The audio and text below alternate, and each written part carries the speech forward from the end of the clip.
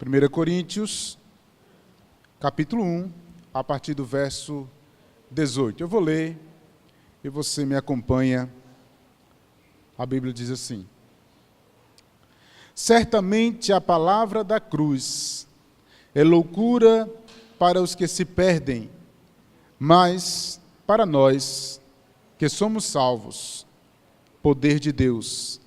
Pois está escrito: destruirei a sabedoria dos sábios e aniquilarei a inteligência dos instruídos. Onde está o sábio? Onde está o escriba? Onde está o inquiridor deste século? Porventura, não tornou Deus louca a sabedoria do mundo? Visto como, na sabedoria de Deus, o mundo não o conheceu por sua própria sabedoria. Aprove a Deus salvar os que creem pela loucura da pregação. Curve sua cabeça e vamos orar. Deus, em nome de Jesus, nós te louvamos, te adoramos, te bendizemos. Rogamos a ti, Senhor, gratidão por estarmos aqui, Senhor, te servindo, te cultuando, te exaltando. Obrigado, Senhor, porque tu estás conosco.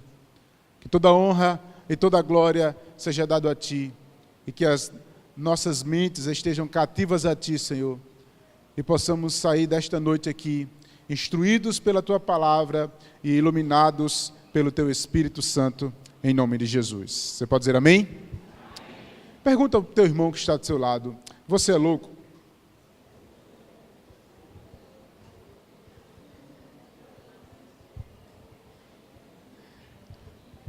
Você é louco?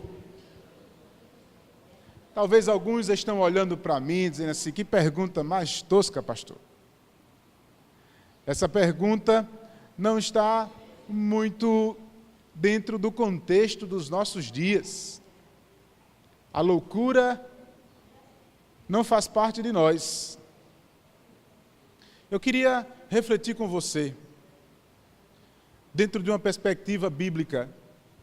Quando olhamos para esse texto que nós acabamos de ler, nós vamos perceber que a palavra da pregação, ela é loucura para os que creem.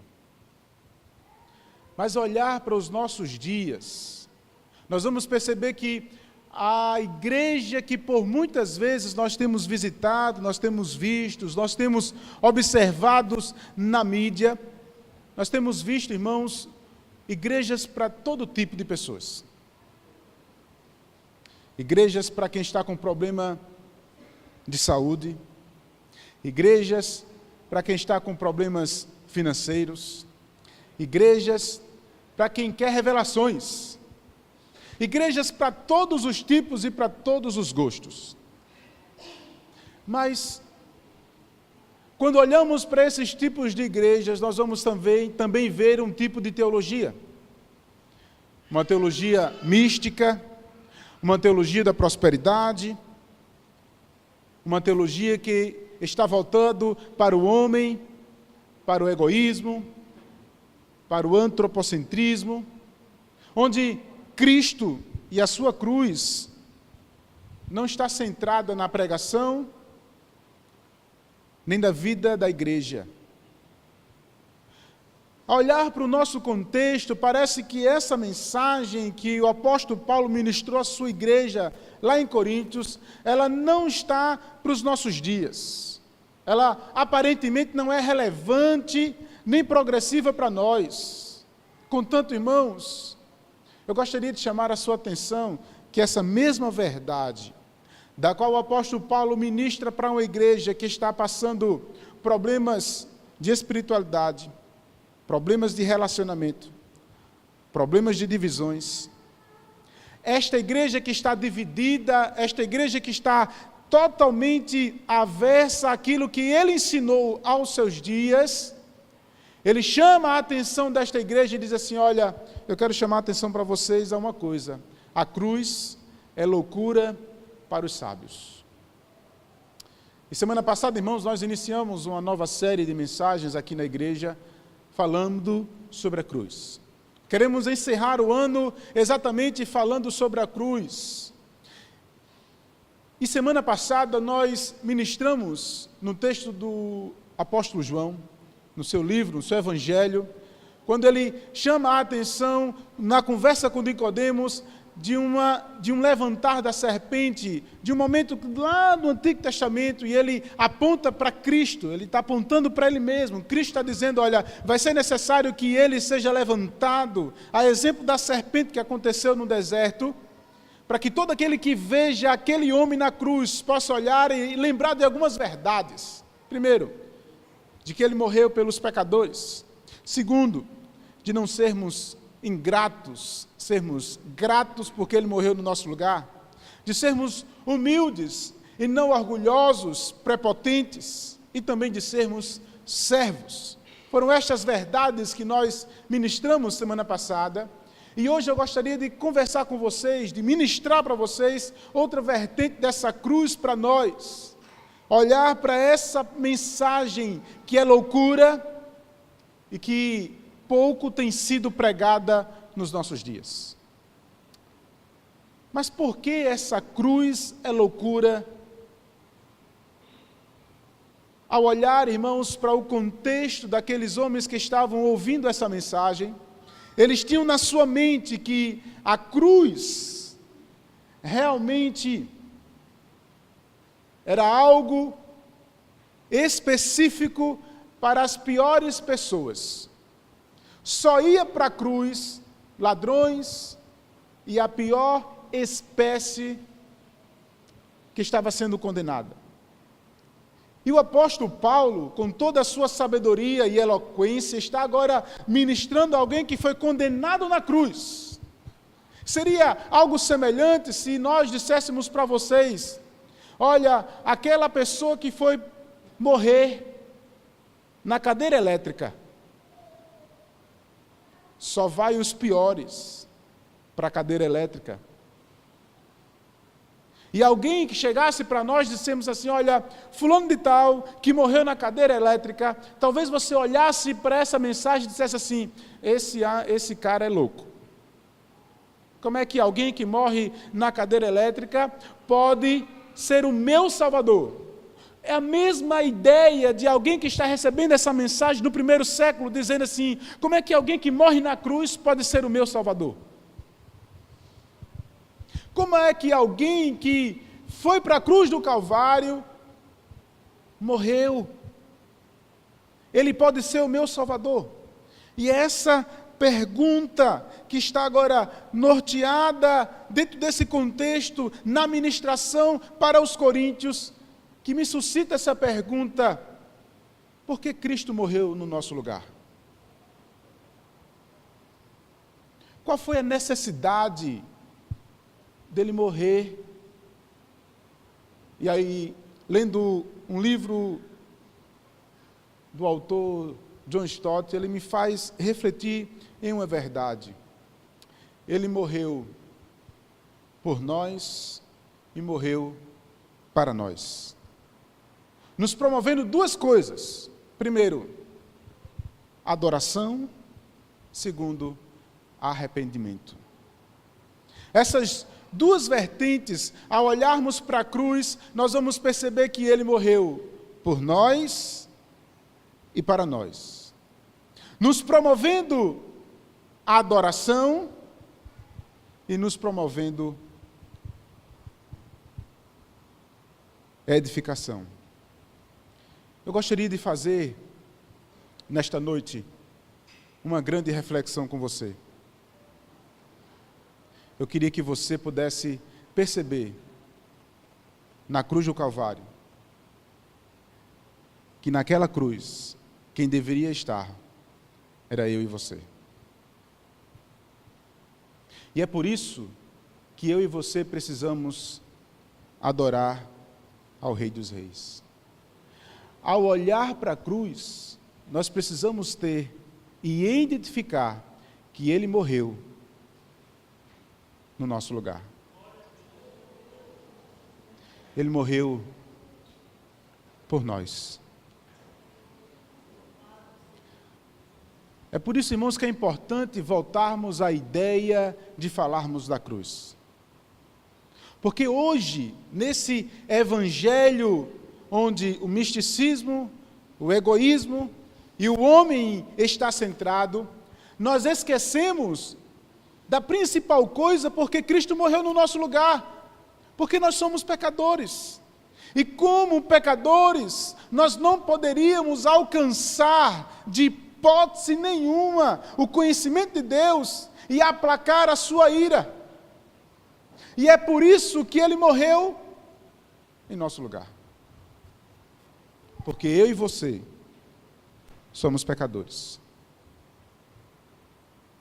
Essa mensagem, irmãos, de olhar para você e dizer para você, você é pecador, hoje nos nossos dias, não é uma mensagem para culto.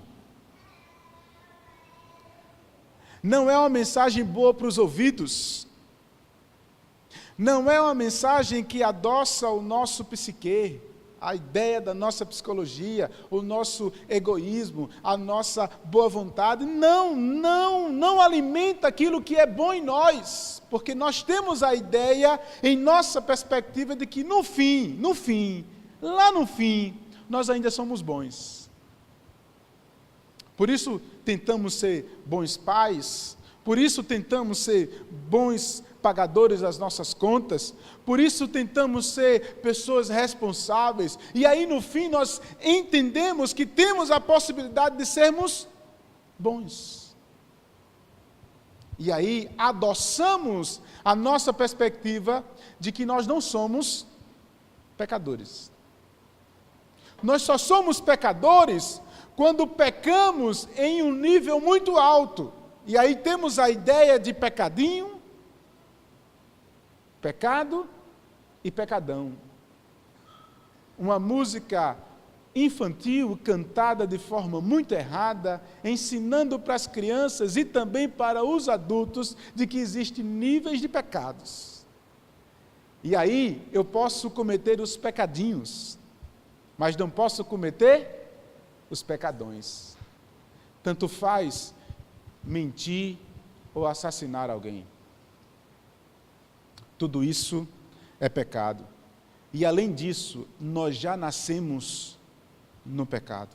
O pecado, irmãos, traz a corrupção do homem. O pecado faz com que nós sejamos maus. O pecado nos faz, irmãos, sermos orgulhosos. O pecado nos faz sermos ingratos. O pecado, irmãos, promove em nós toda esta vontade de fazer o que a Bíblia não nos aprova a fazermos. Por isso, irmãos, nós também fazemos com que as leis sejam desaprovadas e temos a tendência de fazer o jeitinho brasileiro para que nós sejamos aquelas pessoas menos erradas. E aí usamos aquela célebre frase: mas fulano não faz? Cicrano está fazendo, se ele faz, porque eu não posso.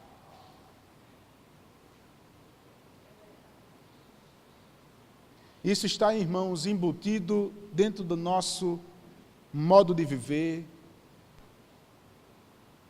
dentro de uma teologia do achismo e dentro da sua vontade de querer viver da forma que você quer. Aí esquecemos, irmãos, principalmente de duas coisas: de Cristo na cruz e da sua Bíblia falada para nós. E aí deixamos de viver a centralidade das Escrituras e a centralidade da cruz. Quando nós olhamos para essa pregação, nós vamos perceber que Ele morreu em nosso lugar porque somos pecadores. E ao entender, irmãos, que somos pecadores, nós vamos entender que precisamos do mediador, que precisamos do Cristo, que precisamos da mensagem da cruz, que precisamos daquele que morreu em nosso lugar. Precisamos relembrar e relembrar e relembrar e sempre relembrar isso. Ele morreu em nosso lugar porque somos pecadores. E isso vai gerar em nós, irmãos, a contrapartida de reconhecermos que somos pecadores o nível de adoração ao Cristo, ao ressurreto. Alguns vão chamar, irmãos, isso de paradoxo da cruz. O paradoxo da cruz, irmãos, é entender que perdendo se ganha. Como é isso? Como entender em um mundo capitalista que nós vivemos, que é perdendo que se ganha? Como entender hoje que a nossa vontade é sempre estar com os nossos bolsos cheios de dinheiro e que nunca devemos perder para o outro? Nós somos tão rivalistas que tentamos sempre ganhar em todas as coisas.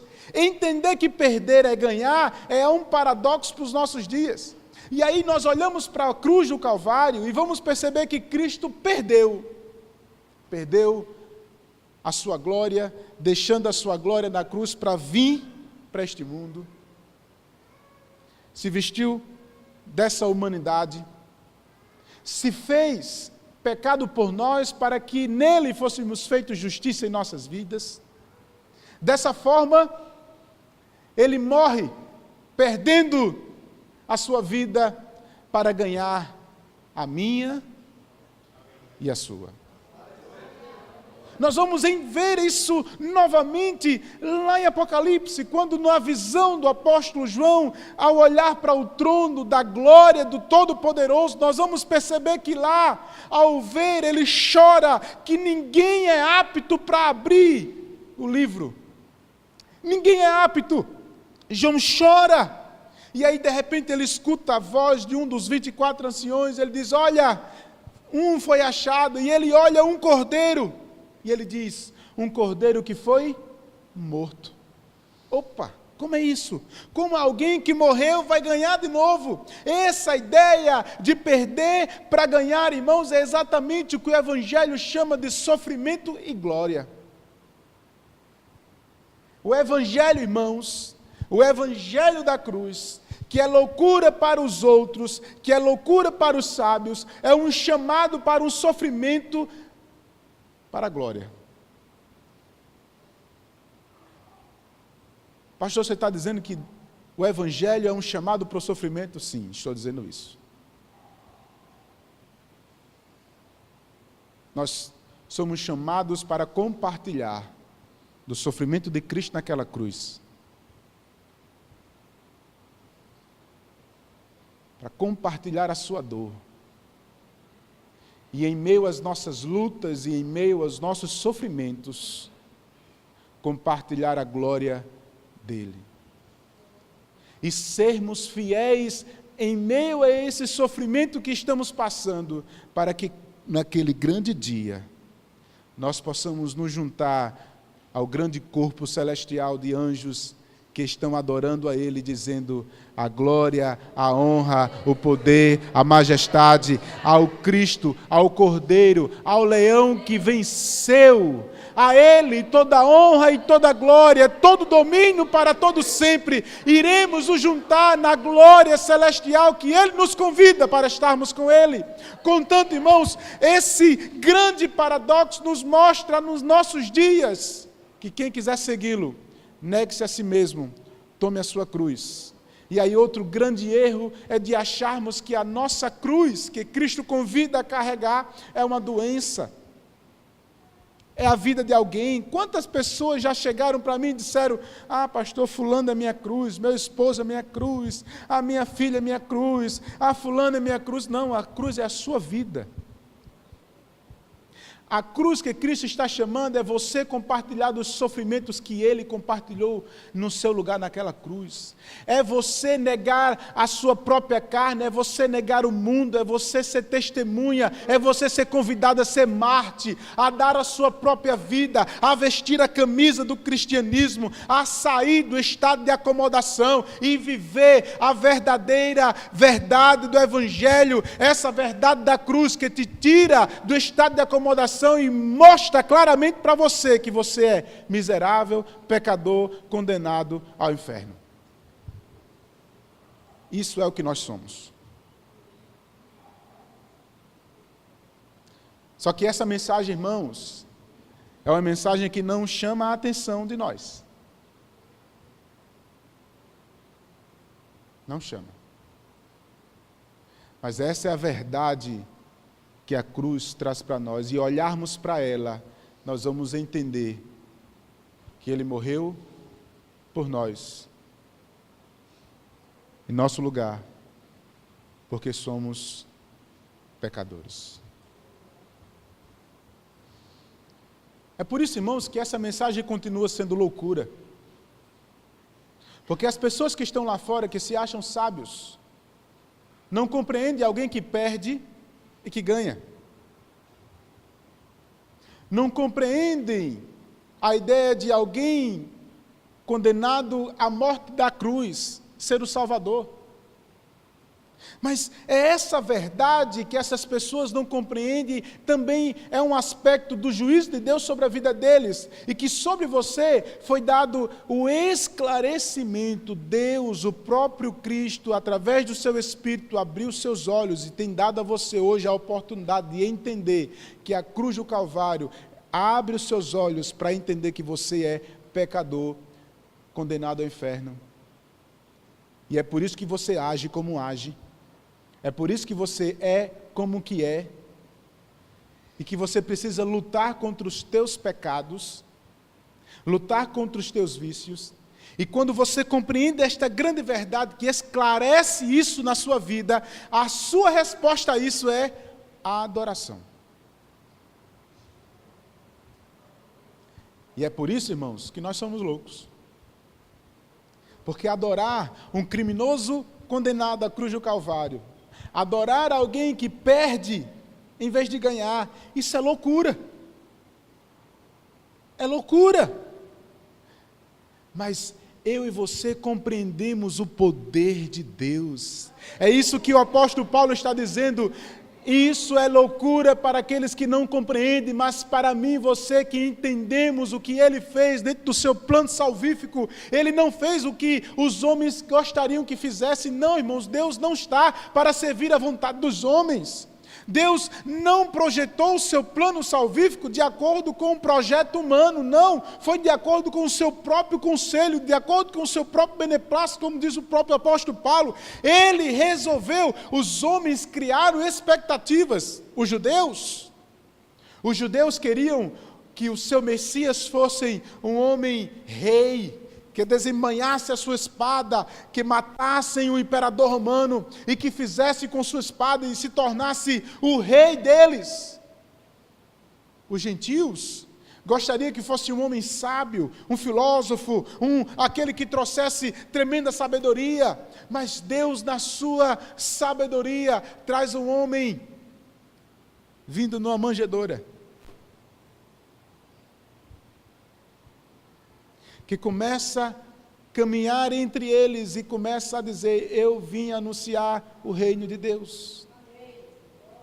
Começa a curar alguns e dizer: olha, eu não vim para esse reino que vocês estão querendo, não. Eu vim inaugurar um reino que não tem geograficamente local. Ele alcança todos os corações, todas as línguas, todas as raças. Ele não está limitado a uma raça, não, ele está limitado a todo o planeta, a todas as raças, a todas as tribos. Ele vem para confundir, e aí ele vem para morrer, para ganhar, por mim e por você. Isso é loucura, e é por causa dessa loucura que Deus proporciona o seu poder claro para as nossas vidas, nos mostrando quem nós somos, mediante aquele que não merecia morrer. Ele não merecia morrer, mas ele morreu por amor a mim e a você. Por isso a nossa resposta a essa mensagem louca é de adoração. E aí nós adoramos, irmãos, não apenas nesse momento que nós estamos esse culto celebrando, não no momento da Santa Ceia apenas, não. Nós adoramos todos os dias, todas as horas, todos os momentos.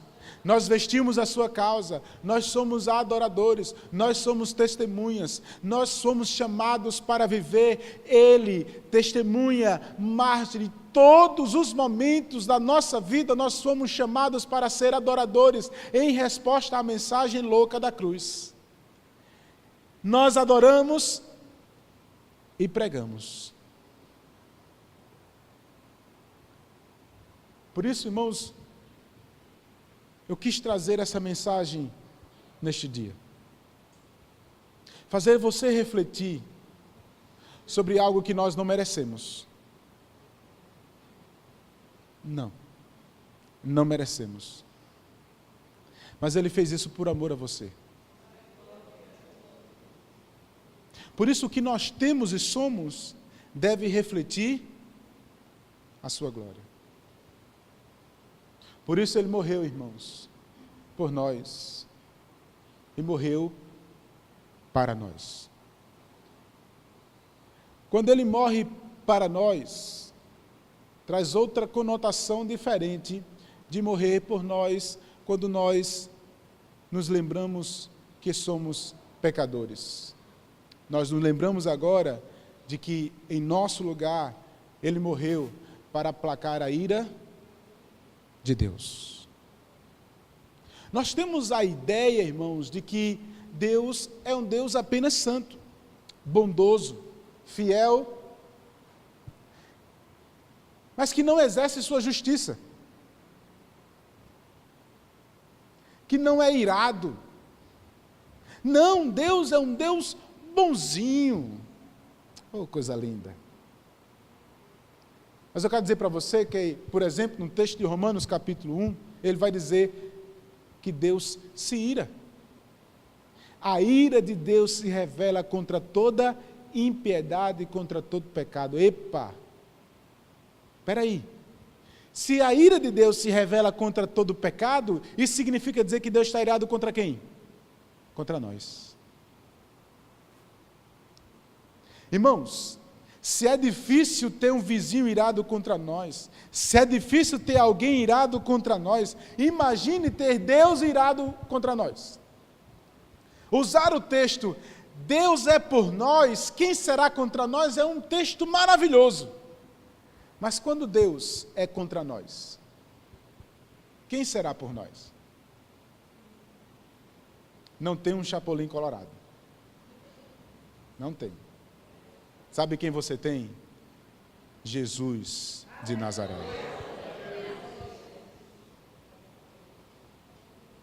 Mas a conotação, irmãos, especial é que nós temos um Deus que se ira. E por muitas vezes nós não temos medo do Deus irado, porque nós só temos a conotação de um Deus que é bom. E sabe qual é o reflexo disso? É viver uma vida de pecado. Mas se você refletir que o Deus irado aplacou a sua ira na morte do seu filho, a sua ira ela foi aplacada com a morte do seu filho, você vai começar a entender que você precisa lutar contra o pecado. E que você tem um Deus que não é apenas bonzinho, mas também é um Deus irado. Ao olhar para o Deus irado, nós vamos agora refletir sobre as nossas atitudes, sobre a nossa vontade de não fazer nada. Sabe o que é que eu vejo, irmãos? É muitos crentes sentados nos bancos, querendo apenas receber, querendo ser servido, não querendo vestir a camisa, porque não compreende a ideia de um Deus irado, que cobra de nós. Isso promove na nossa vida uma falta de medo, uma falta de temor, e a entender que Deus não vai fazer nada por mim, ou contra mim. Mas eu olho para esse texto aqui, e não apenas para esse texto, como também para o texto de Romanos e outros textos que revelam a justiça e o juízo de Deus. Quando nós olhamos para Apocalipse, quando Deus revela e abre os selos, nós vamos ver os juízos de Deus sendo lançados ao mundo. Nós vamos perceber, irmãos, que Deus continua exercendo sua justiça e seu juízo. Mas nós parece, irmãos, que perdemos essa noção e vivemos como um verso que diz por aí: deixa a vida me levar, vida leva eu, e a minha vida cristã tu faz, eu faço o que eu posso, eu dou o meu dízimo, eu vou para a igreja de domingo a domingo, e está suficiente para mim, eu reconheço que Ele morreu na cruz para mim, e está ótimo. Você leu isso aonde? Quem foi que lhe ensinou isso?